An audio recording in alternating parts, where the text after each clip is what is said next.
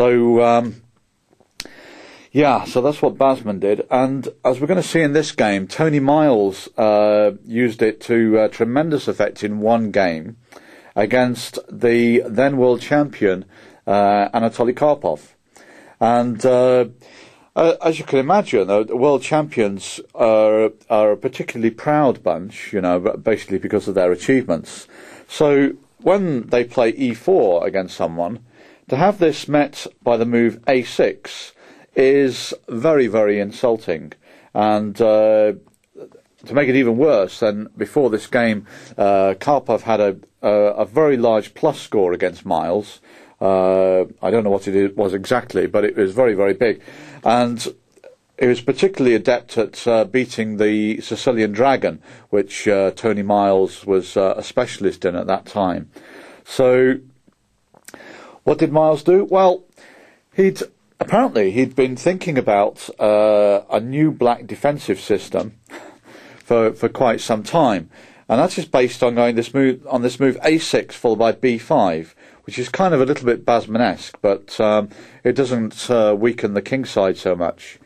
And it's not such a bad idea, a6 and b5, but it can be particularly effective against a player who is proud of themselves, like any world champion would be.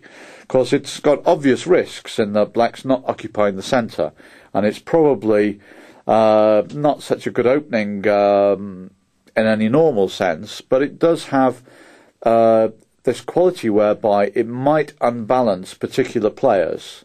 And indeed, Basman's h6 and g5 unbalanced a lot of players, and it was only those with a very cool head that managed to smash him flat.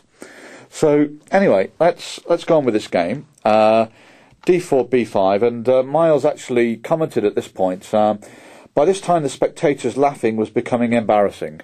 This is kind of a typical Tony Miles comment.